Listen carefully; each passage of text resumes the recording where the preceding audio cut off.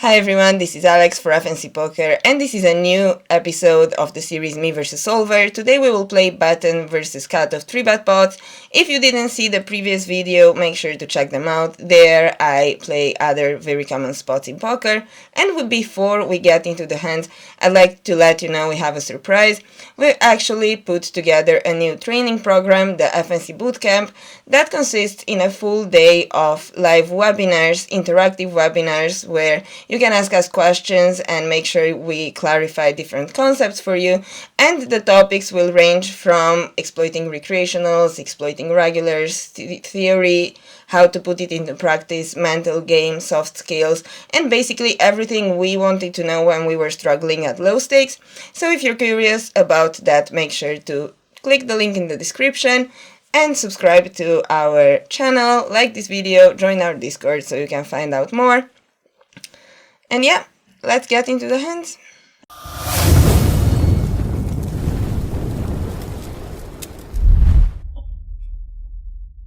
Okay, so as I said, today we're playing as the button, which is going to be much easier. We're going to be in position with a very strong range.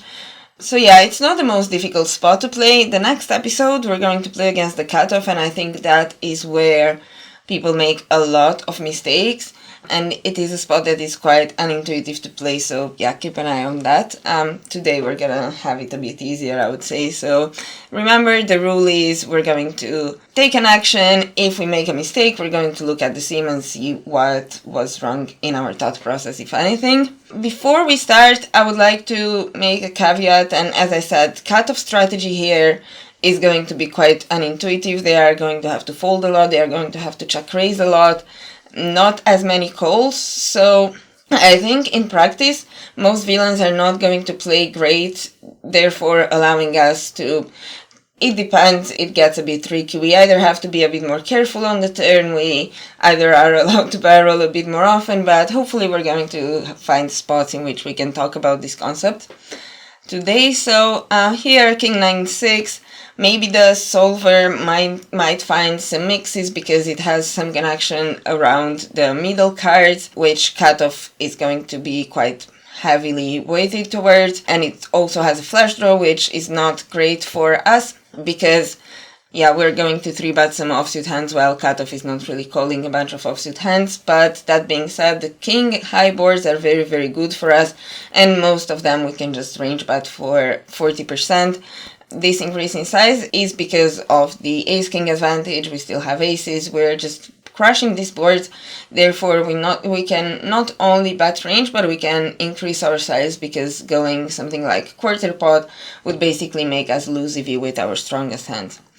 So we bet, again, the solver would mix. In practice, I would just simplify to a range bet here. And we see on the turn, we now need to size down. This makes sense, right? Because now not only that the flush completes, but also there are some 2 pairs available. He is not really going to have straight. 8s should fold on the flop unless they have a spade, so that's not much of a concern. Therefore, when we size down, one of the reasons we do it is for us to be able to value bet a bit thinner. I think this hand with spade is definitely going to put in another bet. Without a spade, I still don't think it's going to be checking back pure, although I might be wrong. He shouldn't really have king-queen offsuit. We block the suited combos. He should mostly check raise sets on the flop. He does have some flashes, but I think for this size we are still allowed to bet. I mean, we're still going to get called by king 10, stuff like jacks with a spade, stuff like 9-10, 6-7. So yeah, I think we can definitely bet a bit more than 11% of the times. Oops. But we are wrong, and here definitely if we bet turn, we just check back the river. And we do run into a set, so we did make a mistake, and yeah, let's see where I went wrong.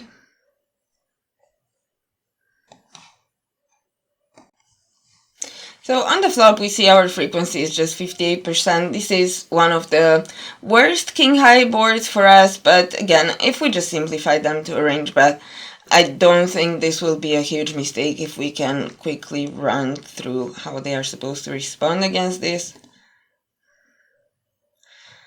we see a very, very high amount of check raising with these low pocket pairs, even the middling ones.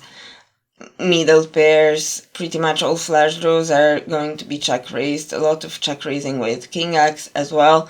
So if they don't do this, and also if they slightly overfold here, although the defend on this king high board is quite intuitive. But yeah, if they don't find these check raises, what happens is that we are just allowed to realize way more equity as in position, so we're going to be allowed to see bet more often, but also in this scenario we can also double barrel a bit more, especially on blanks, because they are going to call all these gut shots and draws in their range that are going to have a hard time defending turn. So yeah, maybe a slight EV loss on this particular board, but if we just take all of them at once, unless you play against Linus, it's probably just easier and better to simplify these to a range bet. So anyway, we face a call and the turn is an 8, which I assume is not going to be the greatest for us, but seeing that Cutoff doesn't really have any donks, I think it's probably not going to be as bad.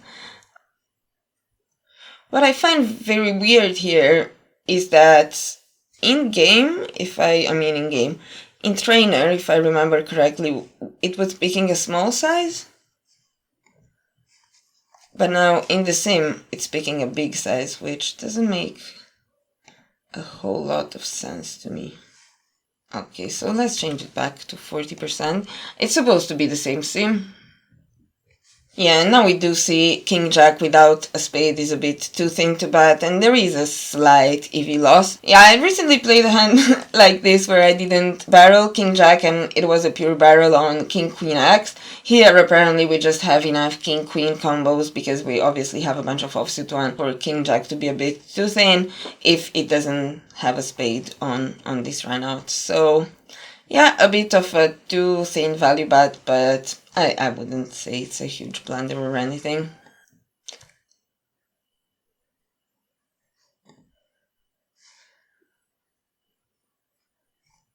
Yeah, he's not really supposed to slow play very often either. Yeah, it might be a bit worse if they don't check raise this king queen as often. Might be a bit worse our thin value bet, but let's not get too hung up on that and go next hand. This board will just be an easy range bet. And we face a check raise. This is interesting. I guess what's happening here is that Cutoff on this board that he's quite crushed on, and he only has hands that are, in a way, quite polar, so very, very weak and relatively good. He's going to have to put in a lot of small check raises, and again, this is not something we see very often in practice. So I wouldn't say it's a spot I'm very well trained in, but I think 3-betting doesn't make much sense. I think folding doesn't make any sense, so we're just gonna call. So you don't have to study a spot to know what you're supposed to do. Taking back my words, now Cutoff goes for a small check raise. I guess he's going to have to do this with a bunch of small pocket pairs. There's gonna be some ace-queen in there. There are probably gonna be some gut shots and stuff. Is this strong enough to bet? I guess we're still supposed to bet quite mergy. The solver here helps with it, suggesting a small size. So I don't think this hand is going to be a pure bet, but I think it will bet at some frequency and we roll quite low. So okay, let's go for it.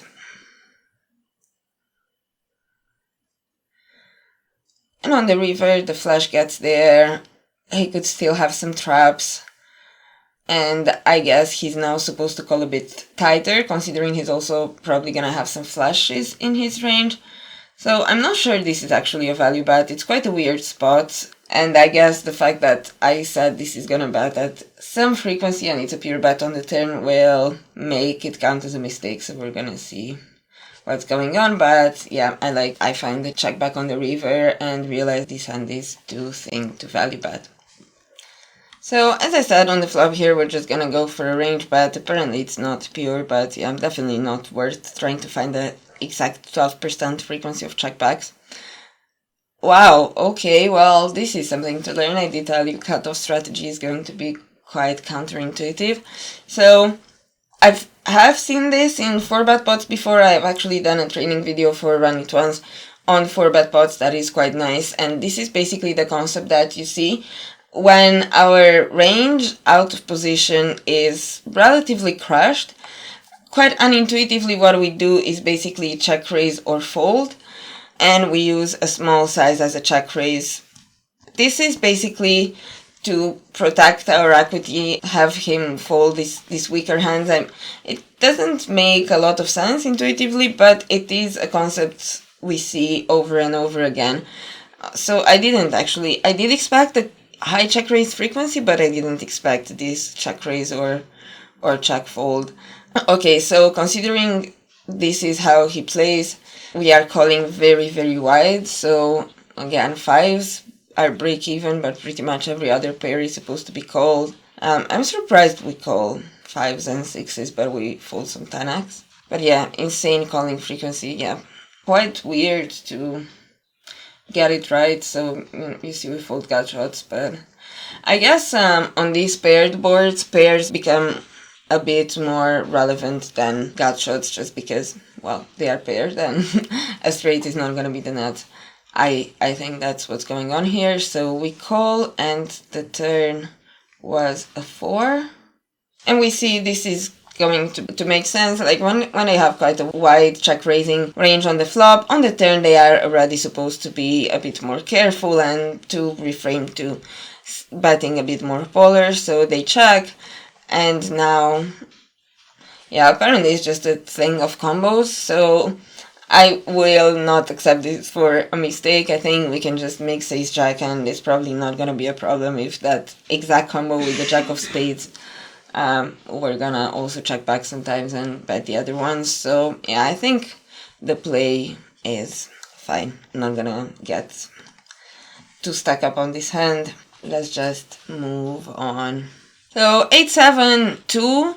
This board is actually going to be a big bet or a check, and even though in the past I was range betting these boards because of the same reasons that Cutoff doesn't really play properly against it, I think that strategy is actually still losing quite a bunch of EV, even taking into account those mistakes, just because we're not putting enough money in with our strongest hand. So here I'm going to bet quite polar, and on an 8 high with a flash draw, our frequency is going to go a bit lower, but we're still gonna bet, I guess, around 0.5% of the times. And ace 4, I guess, even though it doesn't really look like, is going to be quite a frequent bet because it unblocks a bunch of lower broadways with flash draws and backdoor flash draws that are going to call from time to time, but it's also going to get better hands to fold, such as, some under pairs and some bad raise highs that doesn't have a backdoor flash draw. So yeah, I think in this configuration, ace 4 is actually going to be quite a frequent bet. Nice. Turn is a deuce and we face a donk, which is something we don't see very, very often in practice. Our hand looks very weak, so from this point of view, considering that we already filtered a bit our range on the flop by betting, I would tend towards a fold. But on the other hand, if we think of Cutoff's range, he's going to have a lot of draws, backdoor draws, flash draws, stuff like that just don't want to face another bet, and our hand really unblocks all his bluffs. The problem is it doesn't really block value. It actually blocks some 4-5, I guess, that can sometimes be used as a bluff, but it's not going to be very frequent. And we also roll low, so I guess this might be a bit fancy and might never be a play, but against such a small size, in position, unblocking all the bluffs, I guess this might be a call? Okay. And on the river, I guess we are gonna probably go for a value bet. If we use the small size, we are allowed to value bet quite thin, and he's still going to have the 8x, the 7x, 9s, maybe 10s, stuff like that. So, okay, this spot is not going to exist in practice. So let's see how big we blundered on the turn. Again, I would do that at a low frequency. I thought it makes sense to maybe call sometimes, but apparently not. So we see on the flop we do bet around half of the times, and this ace-x, unless they have a backdoor flush draw, because then I assume they don't really want to get check raised and they have some good turns and so on. But yeah, they are quite frequent c-bets. We bet, call, the turns a deuce. And we face a small donk. We see this is not something that happens very frequently. And he does use these mergy hands, but also a lot of these draws like 5-4, 6-5, king 10, queen 10, whatnot. And yeah, my thought process was that we pretty much unblock all of these, and against the pairs we still have one out. But I guess it's just our hand doesn't really have any good rivers and can't realize anything. While if you think of our whole range, probably a lot of other stuff is going to have better equity. Again, wouldn't really blame myself for not knowing exactly how to play against donks after we bet 3/4 on the flop and we get donked into on a blank. It's not really a line that's gonna happen much in practice. So yeah, call actually loses quite a bunch of EV, so it is a big mistake. Apparently, if we do think that's what our opponent is doing, we'd rather find some races here and play it aggressively. I'm not sure if you see the very, very tiny red line. So yeah, I guess this is actually a big mistake in the sense that I do think my thought process was good in the sense that our hand is in a way ahead of a lot of his bets, but on the other hand, it doesn't do well on pretty much any river except for an ace, as we saw. And just being aggressive and maybe raising is going to get some better hands to fold, I assume, and some worse to call, so we can still just win at showdown, right? He's going to call all these flush draws, which we beat, and he's going to fold a 7 here. He's going to fold an open-ender, which is not bad when we have ace highs. Also, some 10s and 9s are supposed to fold. He's gonna call straight draws, combo draws, which are worse. He's gonna call king-queen, which is a worse hand, so I actually think the raise, okay, it doesn't happen often, but it does make sense that it's much better than a call, and I think that's a good takeaway from this episode if you were to take something away. Okay, let's do another hand. Here, queen 6-4. I think in practice I would still bet small, something like 40%, but because of the connection around middle cards and because the queen is just not as good as a king or a jack are, this is because if you think of a king high board, we're gonna have all ace kings, he's going to 4-bet, so they are not gonna have it. If you think of a jack high board, we are supposed to 3-bet pretty much all ace jack offsuit plus all the overpairs to a jack, and cutoff is not going to have the offsuit all pairs, and obviously not gonna have the overpairs or most of them, pretty much any of them. So a very good board. But with queen high, now cutoff is calling all ace queen suited and also some ace queen offsuit. Therefore is not that great of a board, so we need to be a bit more careful. Now here, the way we construct these big bet strategies is that we are going to have to bet some trash. We are probably going to prefer to block the backdoor flush draws here if we bet, but I think our betting frequency is still going to be relatively high, and the fact that we block king-queen suited is quite good. So yeah, I guess we're going to bet this combo at maybe 15-20% of the times we roll low, so let's go for it.